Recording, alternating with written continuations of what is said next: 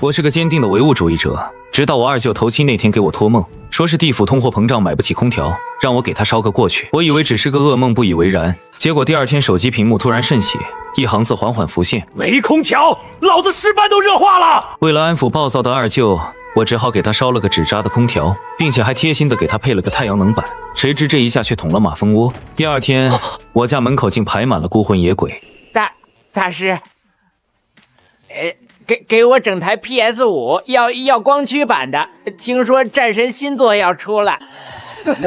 给我来个 Switch， 必须是 OLED 版的，我要玩塞尔达传说。小伙子，烧个美容仪、热玫瑰超声刀都行。隔壁坟头新搬来的王大爷，他生前是大学教授，我想抓住这个机会。此刻我看着手里的冥币，陷入了沉思。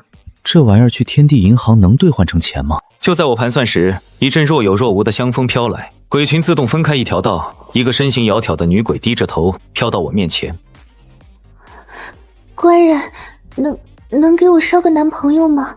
要求不高，像你这样的就行。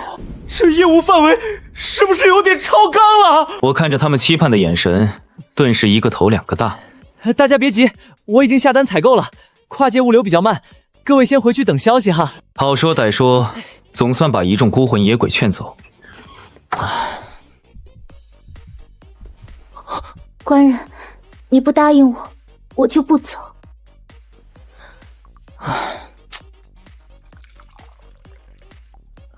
那个美女，你叫什么名字？烧男朋友这个业务技术难度有点高哈。我叫阮青青，我不要纸扎的。他们都说官人你有大神通，能连通阴阳，我想要官人你。见状，我明白他这是看上我了。青青姑娘，人鬼殊途呀。我知道，我只是觉得官人你很好。就在我和阮青青聊天聊到高潮时，我的手机又响了，是二舅发来的消息。外省牛伯一，全地府独一份。现在排队来我家吹空调的鬼都排到奈何墙了。我看着二舅的消息，一个大胆的想法在我脑中成型。这不就是商机吗？这些鬼的需求就是我的财富密码。至于冥币能不能换钱的问题，可以慢慢研究。想到这，我立刻和二舅说了自己的想法。二舅，咱俩做笔大生意，我负责从阳间搞货，你负责在地府销售，咱们注册个品牌，就叫阴间严选。我当 CEO， 你当大中华区总裁，咋样？没问题，我这就去跟阎王爷申请营业执照。于是我的阴间严选就这么草率的开张了。而第一批货，我选择了技术含量最低但需求量最大的智能手机。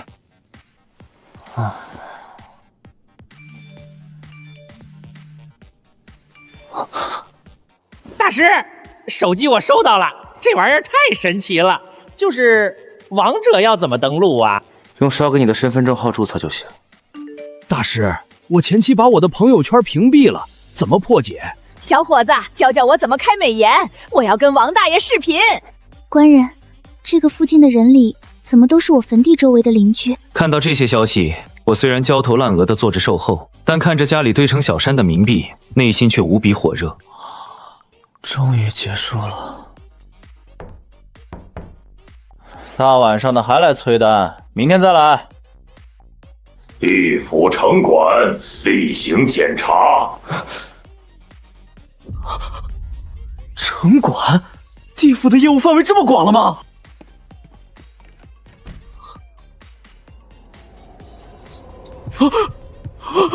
我勒个娘哎！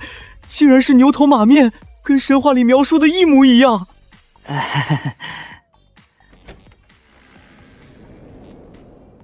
两位差爷辛苦了，请问有什么事吗？有人举报你无证经营，扰乱阴间市场秩序，跟我们走一趟吧。这是被同行针对了。差爷，都是误会，小本生意，还请给街坊邻居行个方便吧。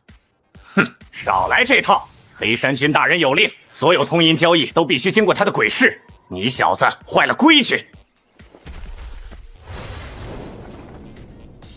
两位差爷，我家官人是初犯，不懂规矩，还请高抬贵手。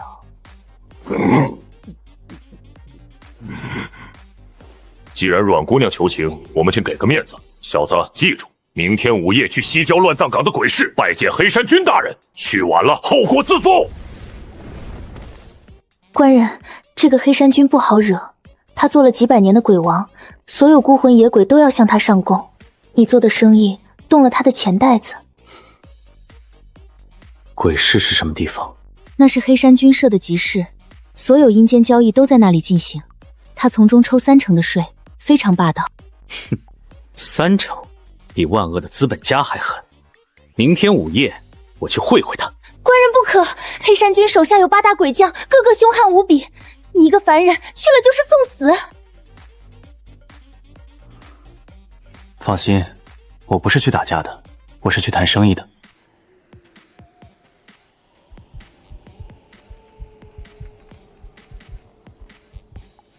这就是通往黑山君集市的入口吗？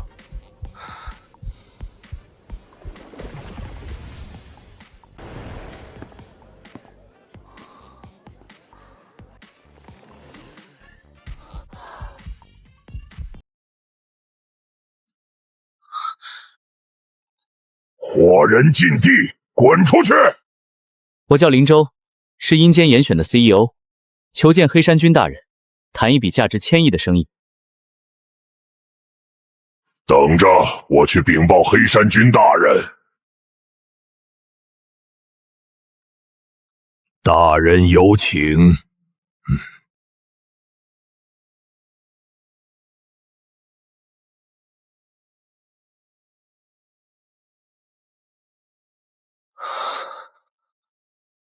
你就是那个坏了规矩的活人。黑山君大人，我不是来坏规矩的，我是来建立新秩序的。哦，呈上来。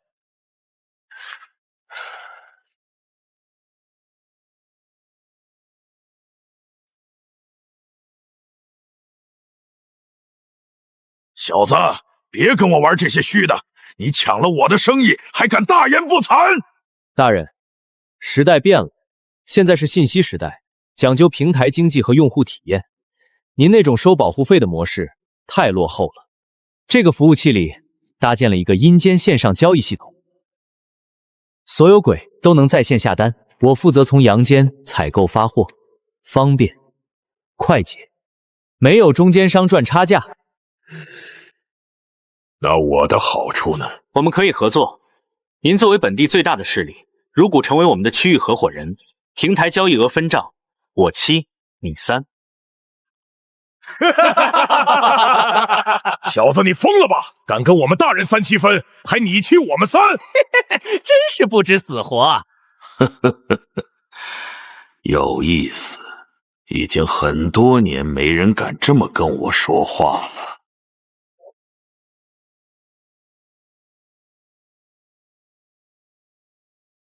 你的东西我收下了，但你的条件我不能接受。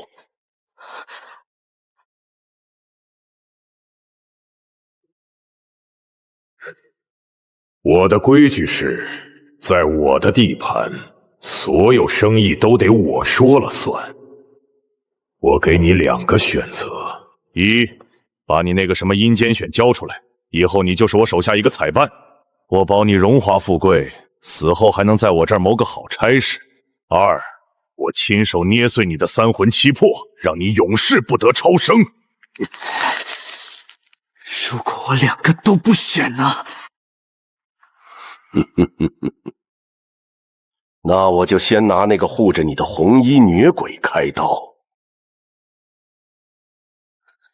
你敢动他一下试试？哼，你看我敢不敢？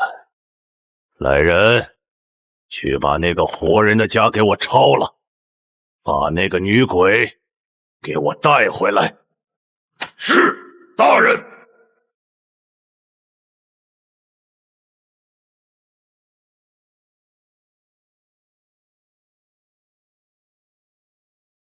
黑山君，几百年不见，还是这么大火气啊！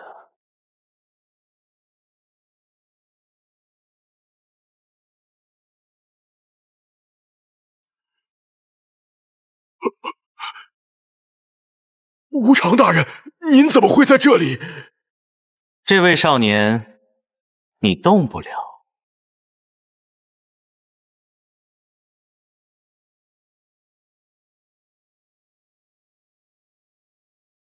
你就是林州，不错，胆子够大，想法也挺新奇。阎王爷让我给你带个话。阴间严选这个项目，地府方面很重视，已经通过备案。从今天起，你就是地府认证的阴间唯一指定供应商，所有业务由地府直接管辖，任何地方势力不得干涉。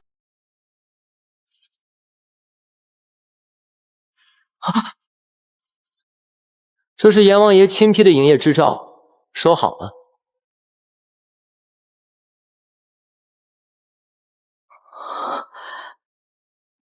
白大人，这不合规矩吧？他一个活人。规矩？现在地府的规矩就是改革创新，提振阴间经济。林州同志的商业模式有益于改善广大鬼民的生活水平，利国利民的大好事。怎么，你有意见？好大的帽子啊！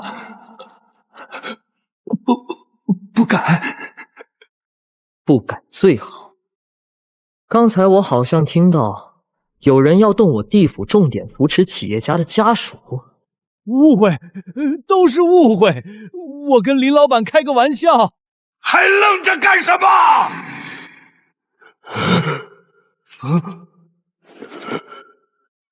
快去给林老板赔罪！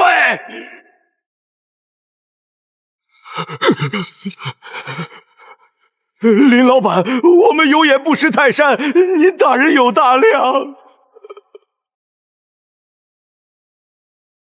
行了，这里交给你了，我还要去勾魂 ，KPI 还差2个呢，先走了。对了，你那个叫阮青青的家属挺不错的，他的生死簿我看过，是个苦命人，好好对他。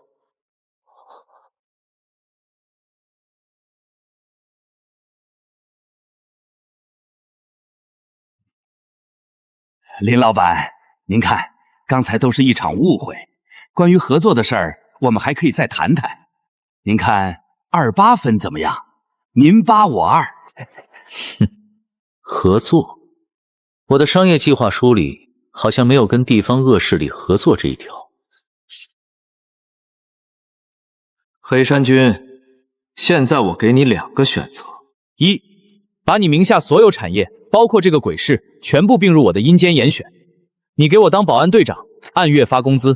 2，我现在就打电话给白大人，告你垄断经营，暴力抗法。我选一。这将是你这辈子做过最正确的决定。收编黑山军的过程比我想象中顺利，他不仅交出了鬼市的全部控制权，还把手下的8大鬼将以及数百名小鬼都划到了我的名下。我一夜之间从一个光杆司令变成了拥有数百名鬼员工的 CEO， 而回到家时，天已经快亮了。官人，你没事吧？黑山君没有为难你吧？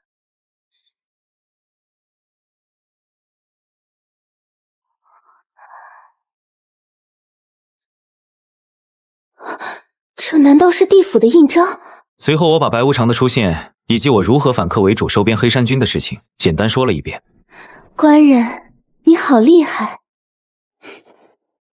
有了官方背景和黑山军的团队，我的阴间严选业务正式走上了快车道。我把黑山军任命为物流与安保部总监，8大鬼则是被任命为区域经理，负责片区的订单派送和售后服务。我忙得脚不沾地，白天在阳间采购发货，晚上还要处理阴间的各种业务。家里的冥币堆积如山，我专门租了一个仓库来放。虽然还没找到兑换成钱的方法，但我感觉自己已经站在了人生的巅峰。直到这天，我接到了一个特殊的订单，下单的不是普通鬼魂，而是地府的一个官方部门孟婆庄。订单内容很简单，1万个一次性纸杯，联系人正是孟婆本人。我看到这个名字，手忍不住抖了一下，这可是真正的大佬。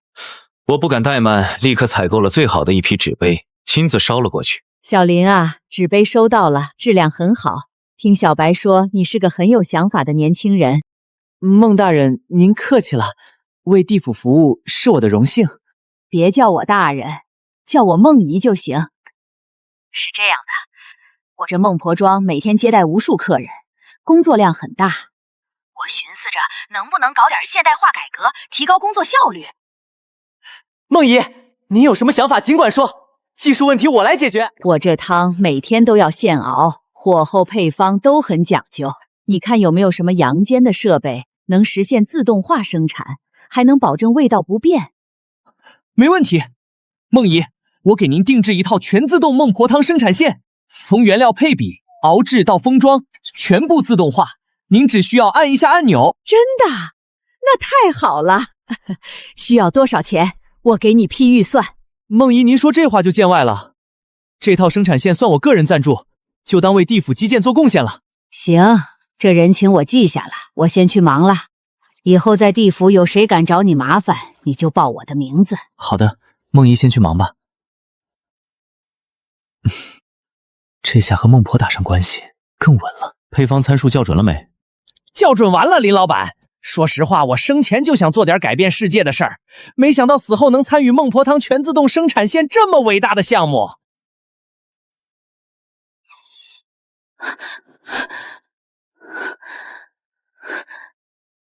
官人，出事了！发生什么事了？黑山军还有8大鬼将全都联系不上了。联系不上？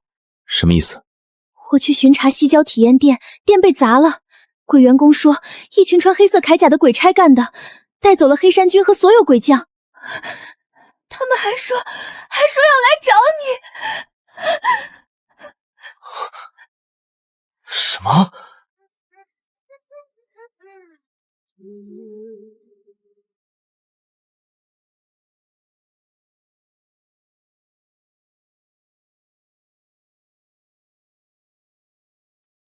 你就是林州？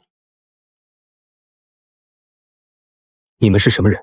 地府纠察队奉崔判官之命，捉拿扰乱阴阳秩序的要犯林州。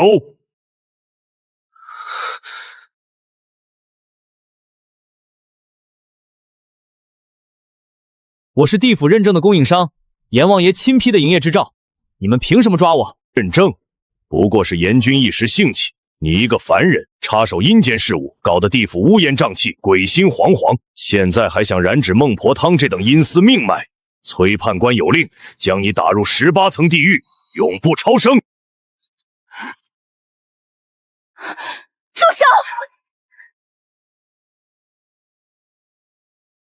谁敢动我家官人？300年的红衣厉鬼，有点意思，可惜在纠察队面前螳臂当车。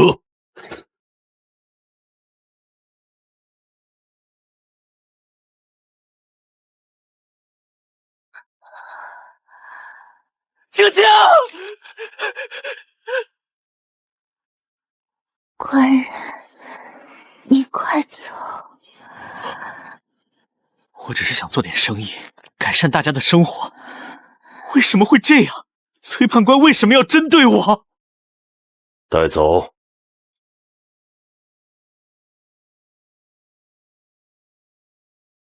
永别了，凡人。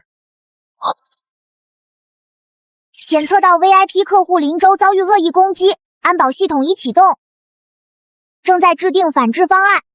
方案已生成。方案1，消耗1000亿冥币，召唤天雷，毁灭性打击。方案2，消耗100亿冥币，启动法律程序向天庭提交仲裁。方案3，消耗10亿冥币，联系客户经理私人调解，请选择。天地银行 VIP 客户，我什么时候成了 VIP？ 难道是因为仓库里那堆成山的冥币？选3，我选3。选择已生效。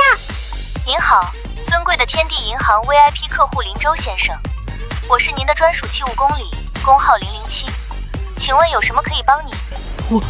我被地府的人打了，他们要抓我，我朋友也受伤了。收到，正在调取现场监控。哦，看到了，崔爵手下那帮愣头青，小事一桩，您稍等。喂，老崔吗？天地银行的，你手下的人在我客户家里闹事，还打伤了我客户的朋友。对，就是那个最近给你们地府搞创收的活人。我不管你什么理由，现在立刻让你的人滚蛋，否则明天你们地府财政预算自己看着办。您是天地银行的？钟馗，你这个混账！你竟敢去惹天地银行的 VIP！ 你知不知道地府一半经费都是他们批的？你想让我们明年喝西北风吗？立刻给林先生道歉！他不原谅你，你就自己去畜生道报道！林先生，林爷爷，我有眼不识泰山，我不是人，求您放我一马！我上有80老龟母，下有刚出生的鬼娃娃，不能没有我呀！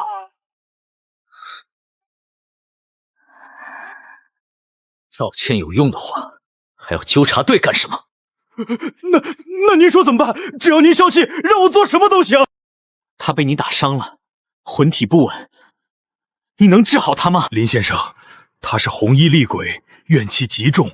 我那一掌伤了他的本源，除非有上品养魂木，否则3天后就会魂飞魄散。林先生 ，VIP 客户拥有紧急医疗服务，正在从您账户扣除500亿冥币。兑换9转还魂丹1枚。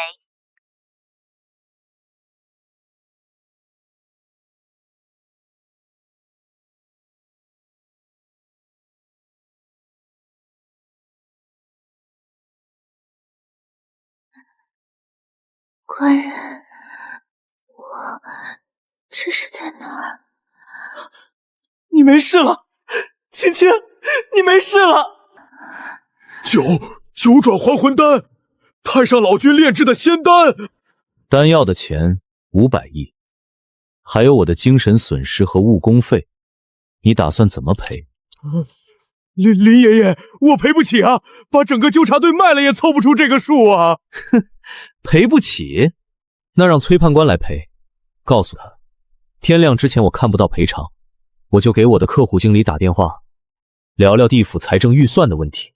钟馗，替我向林先生转达歉意，赔偿的是地府一力承担，500亿丹药费用照赔，另外再赔1000亿冥币，算精神损失费。另外，被抓的黑山军等人即刻释放，被砸的店铺按最高标准重新装修。另外，我以个人名义赠送林先生判官令1枚，持此令可调动地府10万阴兵，行走阴阳两界，百无禁忌。行，这事到此为止，但我需要知道你为什么要针对我。林先生，此事说来话长，并非崔某有意为难，而是另有隐情。我这么做其实是在保护你。保护我？你可知你烧给孟婆的那套自动化生产线动了谁的蛋糕？谁？天庭。孟婆汤最重要的一味忘忧草，一直由天庭药园专供，地府每年为此支付巨额仙玉。而你那套设备通过大数据分析，找到了忘忧草的平价替代品，效果几乎一样，成本不到原来的1%。没想到我竟无意之断到了天庭的财路。天庭派了人下找你麻烦，我收到消息，只能出此下策，先把你抓进地府大牢，那是我的地盘，至少能保你一时周全。那天庭来的是什么人？巨灵神，他现在应该已经到南天门了。你虽有天地银行撑腰，但天庭他们不讲钱，只讲拳头，你好自为之。这是您的判官令，小的就先不打扰大人了。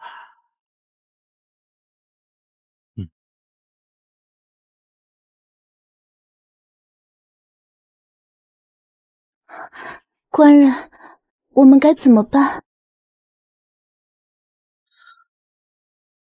兵来将挡，水来土掩。你好，冥币可以兑换成功德吗？可以的，林先生，1亿冥币兑换1点功德，请问您需要兑换多少？先兑换个1万。已为您兑换1万点功德，功德可在商城兑换仙法、神器。首次兑换赠送新手大礼包，祝您购物愉快。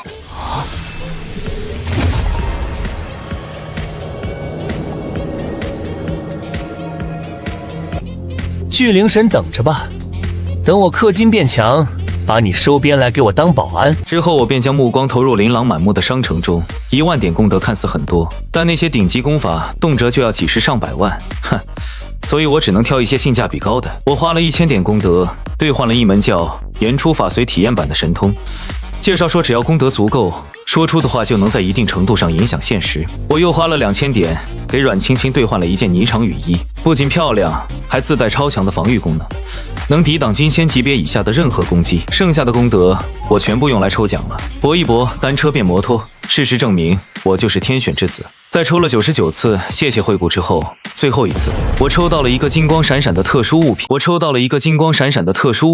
绝对防御卡，一次性可抵挡1次准圣级别以下的致命攻击，有效时间24小时。看着这张卡片，我笑了，这下保命的底牌有了。第二天，天刚蒙蒙亮，一个威严的声音如同炸雷一般在我公寓上空响起。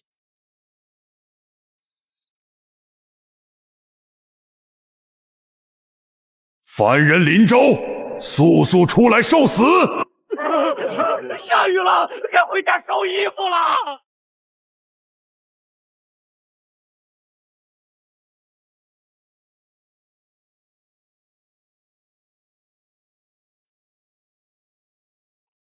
今天天气真好，万里无云，阳光明媚。装神弄鬼！看我一斧子劈了你这栋楼！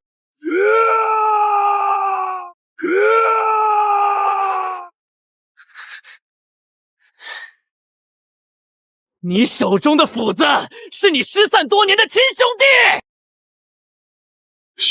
兄弟，真的是你吗？这些年你过得好不好？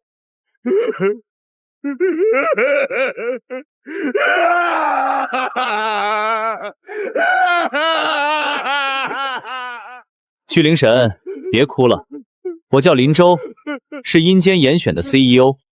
关于孟婆汤原料的商业纠纷，我觉得我们可以坐下来好好谈谈。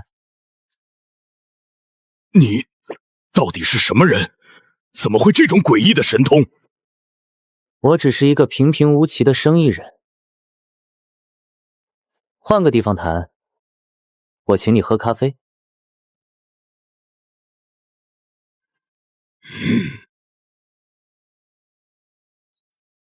这焦糖玛奇朵是何物？比王母娘娘的琼浆玉液还好喝吗？给他来一杯最大杯的馥芮白。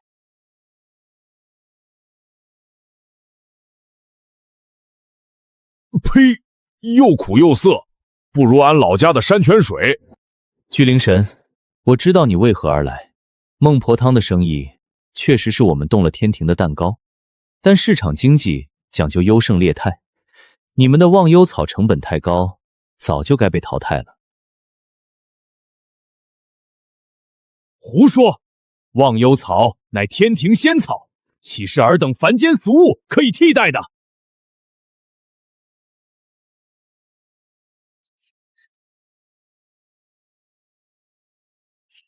你自己看，500年来，忘忧草成本涨了300倍，给地府的供货价却涨了3000倍，多出来的利润去哪儿了？都进了你们药园主管的口袋了吧？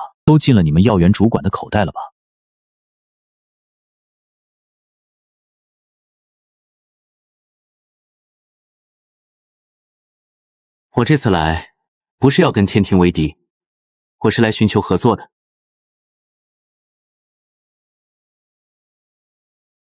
天庭有技术，有品牌，我有渠道，有市场，成立合资公司，共同开发阴间消费品，给灶王爷配智能油烟机，给雷公电女换大功率充电宝，利润55分。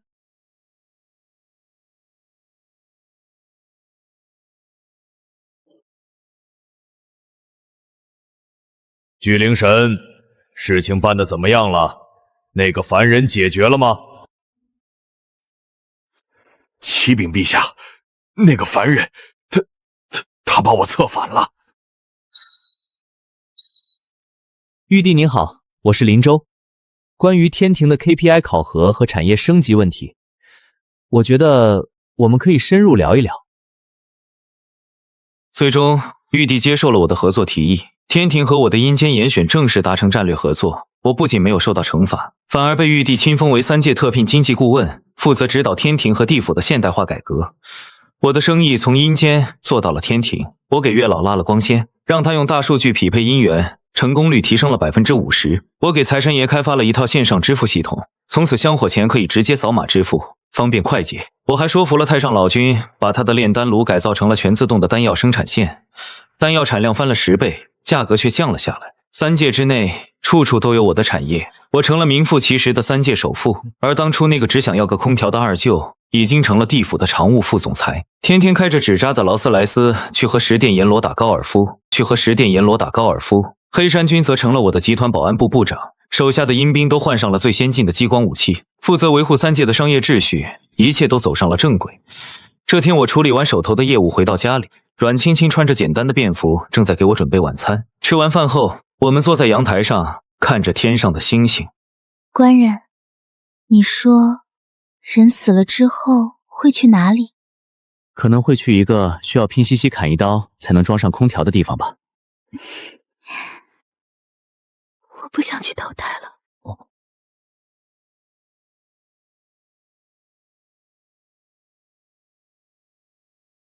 为什么？因为这人间有你，比当神仙还有意思。